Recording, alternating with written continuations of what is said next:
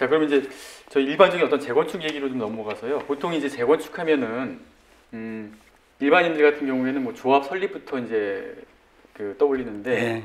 재건축 단계를 좀 이렇게 단계별로 나눈다면은 어떤 과정 그 단계로 좀 볼 수 있을까요? 제일 먼저 안전진단을 하죠. 네. 그다음에 안전진단하고 그다음에 정밀 안전진단하고 이번 정부에서 정밀 안전진단을 강화시켜 가지고 여기서부터 이제 맡기 시작해요. 그거 끝나면 정비구역 지정을 해요. 예. 그다음에 정비구역 지정을 하고 나면 추진위를 이제 만들죠. 네. 추진위 만들어서 그다음에 조합이 가요. 조합. 근데 사실상 우리가 아까 말씀하신 대로 조합부터 이렇게 가는 것 같지만 이 과정에서 조합까지 가는 과정이 아까 20년 걸리고 17년 걸리는 데가 많아요. 네. 조합 설립 우리가 그러니까 워낙 그 이슈가 안 되는 게 이제 시작하는 단계라고 생각해서 그렇지. 네. 여기 10만포 2차처럼 여기서 이렇게 헤매고 있는 단지가 엄청 많습니다. 네. 일반인들이 하니까 그렇고요. 예. 그다음에 이제 조합 설립하고 나면 도시계획심의, 뭐 건축심의, 사업시행인가 이런 인허가. 예. 인허가가 상당히 어렵습니다. 네. 저도 할 때마다 어려워요. 관들하는 게 예. 미국이나 이런 데는 딱 매뉴얼에 돼 있어서 딱 이렇게 내면 그냥 뭐 일사천리로 딱 정해진 기간에 딱 나와버리면 되는데 똑같은 인허가를 하는데 예. 사람에 따라서 천차만별로 이렇게 심의를 해버리니까 저도 힘들어요, 사실. 근데 그런 인허가 있고 예. 그거 끝나고 나면 이제 그때 시공사 선정하고 시공사 선정하면 계략적으로 계약 공사비가 한 80% 이상인데 전체 그게 결정이 되면 이제 전체 지출이 어느 정도 나오고 예. 그러니까 계략적으로 분담금을 산정해서 조합원 분양 신청을 하죠. 네. 조합원 분양 신청을 해야 예. 관리처분 계획을 하고요. 예. 그다음에 관리처분 인가를 받으면 모든 인허가가 이제 다 끝나고 이주가 시작될 수 있는. 예. 그래서 이주하고 일반 분양하고 이주하고 철거하고 착공해서 일반 분양하고 준공하고 이렇게 가는 거예요. 그럼 관리처분 인가가 가장 중요한 단계라고. 모든 거의 끝이에요. 끝. 여기서 이제 조합원들의 분양이든 분양가든 분담금이든 뭐 환급금이든 이런 것들이 다 결정이 되고 평형 뭐 내가 동호수까지 결정이 되는 거의 아니 동호수까지는 뭐 그 이후에 결정되지만 조합원 분양 시점에 평형 이런 것들이 다 결정되고 부담금이 결정되고 모든 그 일련의 과정들을 이제 마무리하는 예. 그게 가장 중요하고 여기서 많이 사고가 생기죠. 지금 저 그 유명한 당군일의 최대 사업이라고 하는 반포 주공 1, 2, 4. 예. 그 관리처분 인가가 그 무효가 소송에서 무효되면서 지금 중단하고 있는. 관리처분 인가까지 나왔잖아요. 인가 받았어요. 예. 근데 그 관리처분 인가가 무효다라고 소송을 해서 예. 받아들여졌군요, 그게. 그 1심에서 조합이 진 거예요. 그렇죠. 그러면 이제 무효가 됐잖아요. 예. 그러면 관리처분 인가를 신청 안 한 꼴이죠. 그러니까 옛날에 2006년에 우리 10만포 1차가 4년, 5년 중단했던 거 똑같아요, 지금. 이 소송 대법원에 이길 때까지는 중단이에요. 초과이익 한수를 당해야 돼요. 네.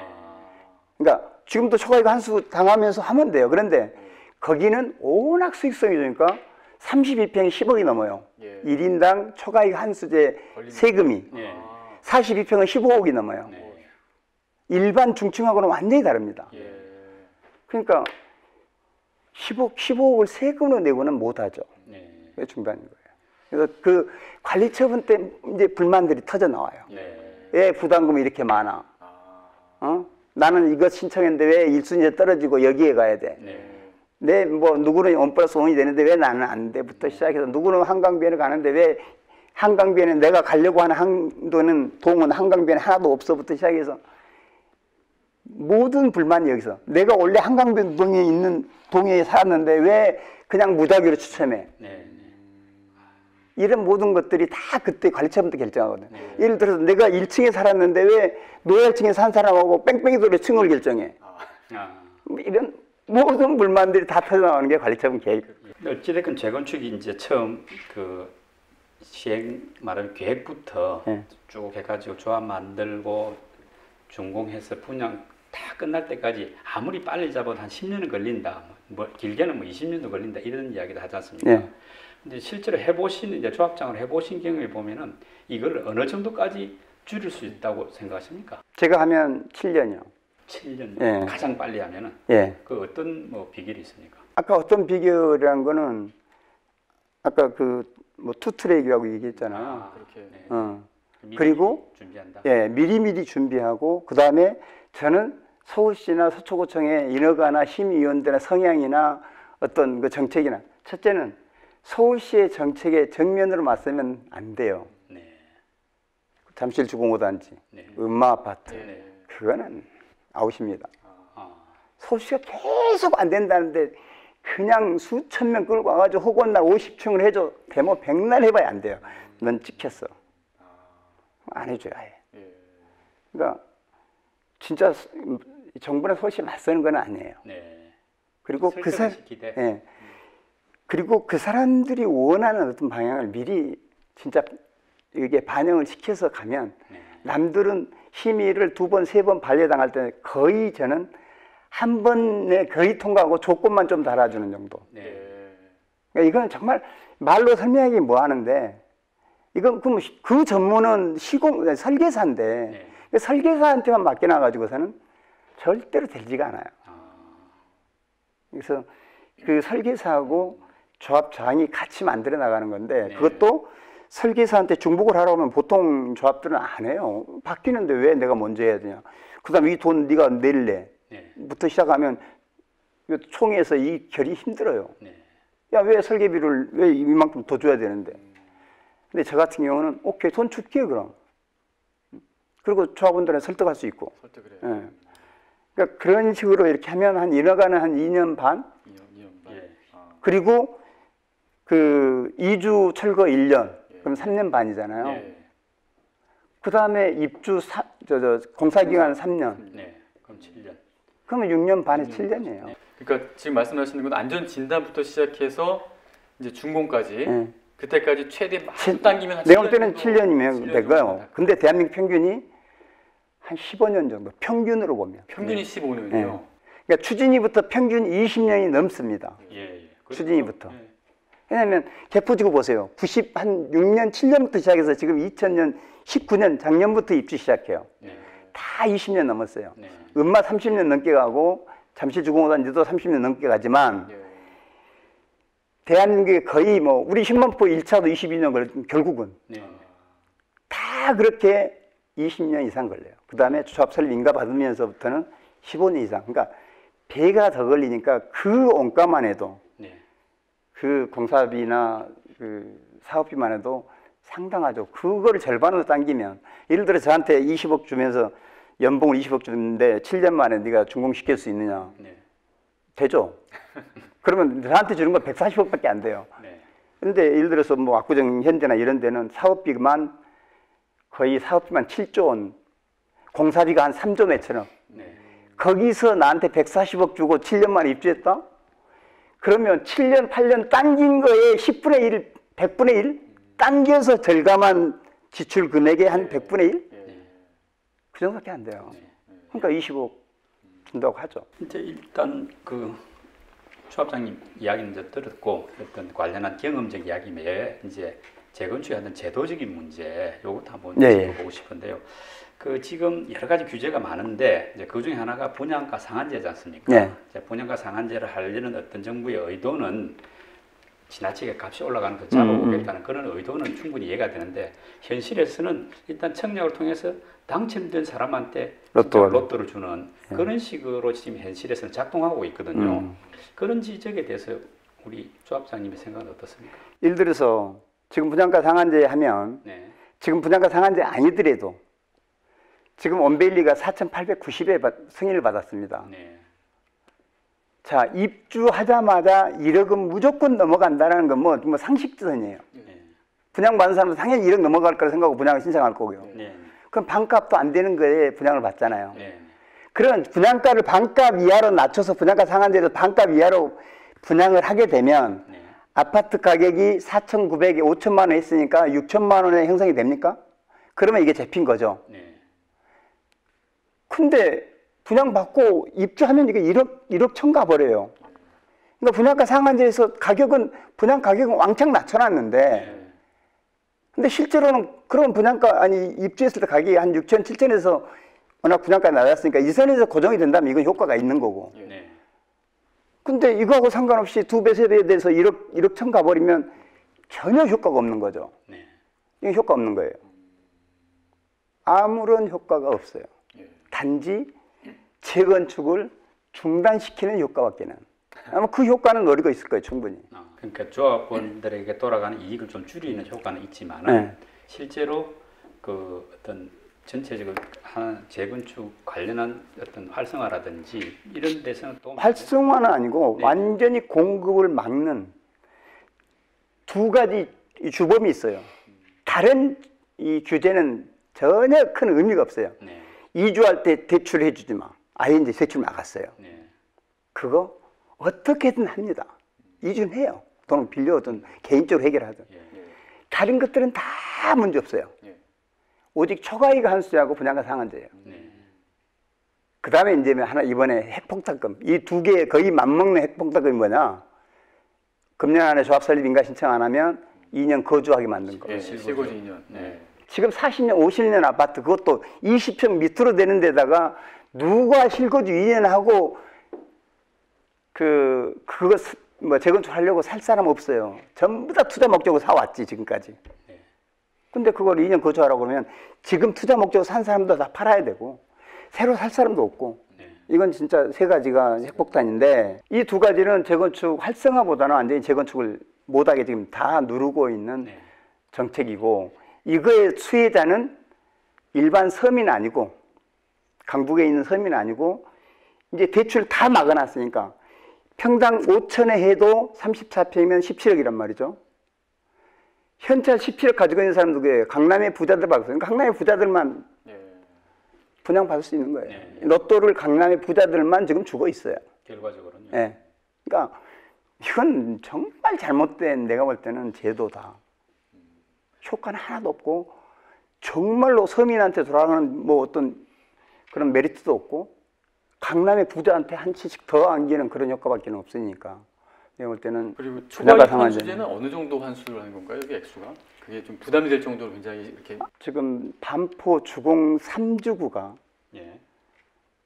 지금 거기는 분양가 상한제하고 초과이익 환수제 두 개 다 걸려 있는데 이게 뭐 그 사람들 말로는 제 말이 아니고요. 정권이 쉽게 바뀔 것 같지도 않아. 네. 그럼 이 제도 분양가 상한제하고 초과이익 환수제가 뭐 2, 3년 내에 뭐 없어질 것 같지도 않아. 네. 그럼 우리는 언제까지 기다려야 되냐? 네. N만큼 하면 우리는 하자. 이렇게 해서 이미 그 서초구청에 분양가 상한제 금액을 산정해서 제출했어요. 그럼 이제 1개월 내에 금년 9월 한 중순, 예. 뭐 10월 초에 그 결과가 올 거예요. 네. 그러니까 그게 초과이익 환수제 예, 한수제에 대한 게 금액이 그게 얼마다? 4억 4천이에요. 4억 4천. 한 가구당. 한 가구당. 평균. 근데 이거는 제가 볼 때는 정말로 감정평가가 지어짜고 어떻게 해. 하여튼 모든 편법을 다 동원해서 최대한 낮춘 거다. 정상적으로 계산하면 한 6억 정도도 나올 수 있는 건데 거기가 저층이잖아요. 네. 거기가 25평인가? 22평 단일평이. 네. 예. 근데 한 가구당 어. 4억 4천에 4억 4천에 초과이익 환수제를 내야 된다는 거예요. 이 정도다라고 조합에서 제출한 금액이에요. 예. 실제로는 더 높아질 수도 있고. 당연히 높아지죠. 네. 네. 그래서 그 정도만 나오면 해야 되는 거 아니냐? 네. 지금 이런 분위기예요. 요거는 그러면 추가 분담금을 제외하고 하는 거죠? 예. 그러니까 22평이 예를 들어서 40평 간다 그러면 추가 분담금 몇 억을 내고 네. 다시 또 세금으로 4억 4천을 내야 되네. 네. 그러니까 현실적으로 그 22평 사는 사람들이 입주할 때 내가 40평을 받으려면 한 5억을 내야 된다. 네. 예. 5억을 내는데 또 거기 세금으로 4억 몇천 뭐 등기비까지 하면 10억을 낸다. 예. 그러면 현금 10억을 가지고 있어야 빚 하나도 안 얻고 예. 입주를 할 수 있잖아요. 네. 근데 내가 볼 때는 거의 7, 80%는 다 빚을 내서 입주해야 돼요. 안 그러면 팔든지. 예. 그러니까 이게 제가 볼 때는 쉽지 않아요. 네. 아마 해신 나도 그걸 이제 조합원 총회에서 붙이면 네. 이 이주하자라고 결정하기가 쉽지 않을 겁니다. 근데 어찌됐든 제가 볼 때는 거기는 한 6억 정도고 중층 정도는 한 4억에서 5억. 그러니까 이 국토부가 평균이 서울이 4억 4천, 네. 최고가 8억 4천이라고 하는데 8억 4천은 뭐 그때 당시 주공 3주구를 뭐 지칭했다라고 얘기하는데 네. 그러니까 중층은 한 4억 몇천에서 5억 가까이 가는데요. 네. 네. 이게 한 2030년 정도에 입주를 한다. 네. 그럼 추진이부터 원래 10년인데 네. 아까 추진이부터는 20년 걸리니까 이제 추진이 승인된 의미가 없어져요. 네. 입주로부터 10년이잖아요. 예. 그러니까 30년에 입주하면 2020년도 공시 가격을 종전평가 금액으로 치죠. 자, 그런데 우리가 2018년도 내가 여기 설명회를 다니면서 자료를 만들어가지고 설명을 다니는데, 했는데, 그때 그 잠실주공 5단지 하나를 제가 이렇게 예. 계산을 한 게 있어요. 예. 2023년에 입주하다 보니까, 그러면 2013년에 공시가격이잖아요. 네. 2018년에 20억 했어요, 시가가, 시세가. 예. 근데 2013년에 종전평가액은 7억 5천이야. 지금 아무 짓도 안 했는데 벌써 13억 가까이가 올라 있는 거예요. 올라있죠. 아무 짓도 안 했는데. 예. 근데 이게 입주하게 되면 최소한 30억 이상 가요. 예. 그러면 30억에서 7억 5천. 7억 5천 빼고 예.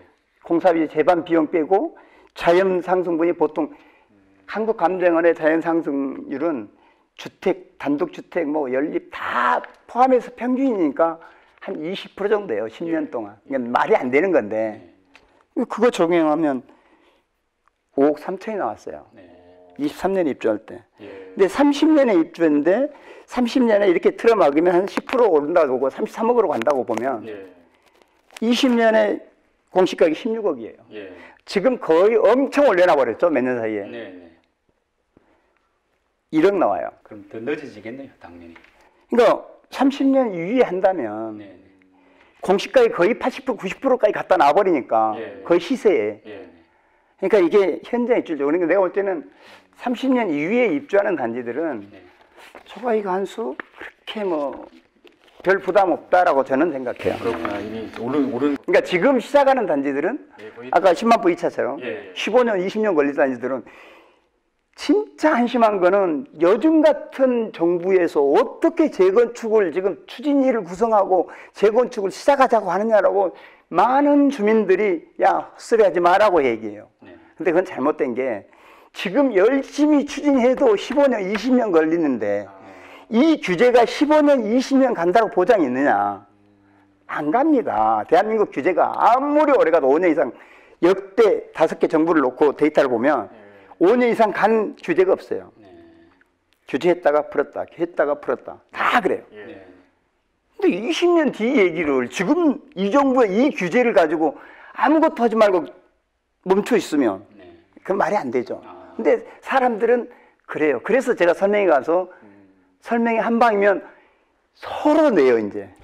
빨리 하자라고. 예. 일단 뭐 재건축을 이제 정부로서는 지금 이제 집값이 너무 오르니까 억제해야 되겠다 이런 생각 때문에 이제 그 분양가 상한제 또 재건축 초과이익 한수제 하는 것 같고 네. 뭐 지금 당장 억제 효과 심리적인 억제 효과는 좀 있는 것 같긴 한데 예. 또 다른 하나가 이제 그 아까 말씀드렸던 2년 실거주 요건이지 않습니까? 지난번 이제 6.17 대책에서 나온 건데 그러다 보니까 오히려 연말까지 신청하면 이제 그게 안 걸리니까 또 발빠르게 한다는 이런 또 이야기도 있더라고요. 네. 어찌됐건 이전 실거주 요건 이게 어떤 식으로 작용할 것 같습니까? 재건축 관련해서. 예를 들어서 이게 정부가 너 빨리 조합 설비해서 빨리 공급해 이런 뜻은 절대 아니거든요. 그렇죠. 이거 규제책이에요. 네네. 재건축을 틀어막기 위한 이게 적용되면 이제 조합 설립 할 이유가 없어요. 네네. 내년부터 왜 조합 설립해야 됩니까? 아니면 최소한 30% 이상은 현금 청산당하기 때문에 팔아야 돼요. 네. 조합 설립하고 나면 네. 30% 이상 팔면 문제는 또 살 사람이 이거 또 2년 살아야 되잖아요. 예. 사실은 살 사람 10% 이하로 줄어요. 네네.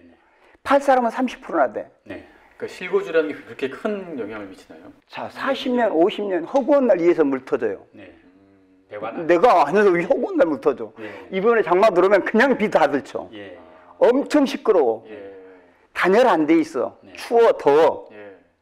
그 다음에 주차는 주차. 안 겪어보셨죠? 아, 겪어봤죠, 저도. 차를 가지고 출퇴근을 못 해요. 네. 지금 시대는. 네. 요즘 아크로 리버바카, 요즘 아파트는 호텔? 저희 같은 경우는 진짜 휴가 갈 이유가 없어요. 집이 훨씬 편하고, 훨씬 시원하고. 네. 기존의 아파트하고 요즘 새로 짓는 아파트하고는 정말 완전 다릅니다. 이 안에서 모든 게 다 해결돼요. 네.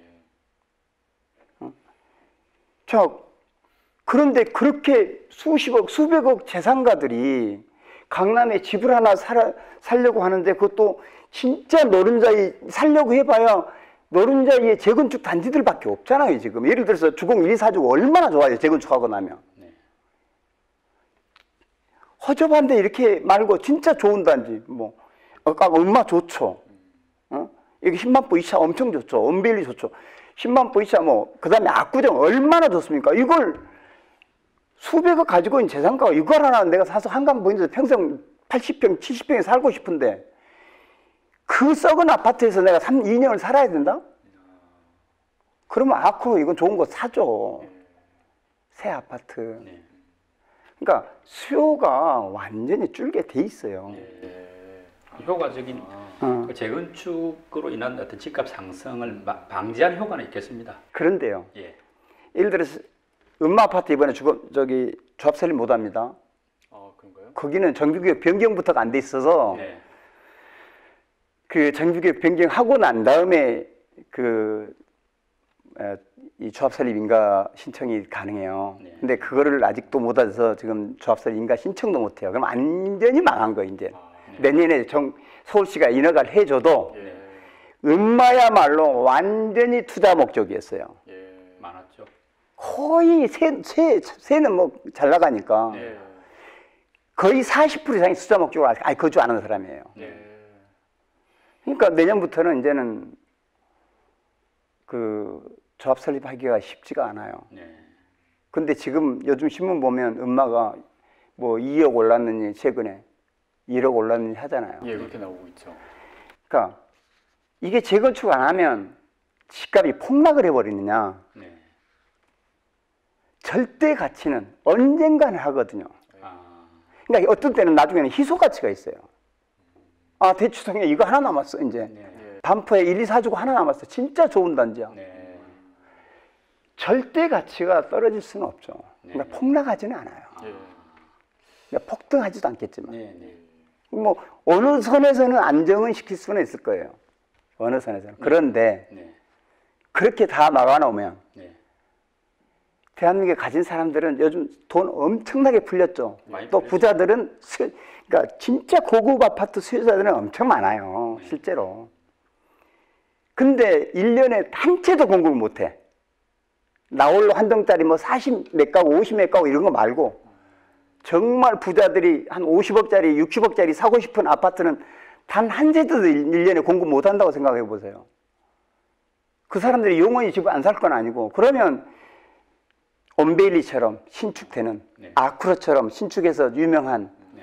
이런 좋은 단지를 살 수밖에 없어요. 더 올라가겠네요, 거기는. 당연히 그건 그러니까 폭등하는 거잖아요. 2억 넘게 하고. 거기다가 요새 또 뭐 중국인들도 많이 산다고. 당연하죠. 네. 예. 그러니까 그래서 결국은 정부가 이번에 내놓은 게 뭐예요? 그간에 뭐 공급 충분하다 하다가 이번에 공급을 확대한다는 걸 이제는 이제 조금은 느낀 거죠. 네. 네. 그래서 내놓은 게 이제 말이 안 되는 뭐 5만 가구, 2만 가구 이게 서울의 결정적인 이거는 진짜 제로나 마찬가지 이런 대책이 나오긴 했지만 이 공급은 더 막고 있고 네. 그러면 아파트 가격은 내가 볼 때는 전혀 잡을 수 없다 이런 식으로 막으면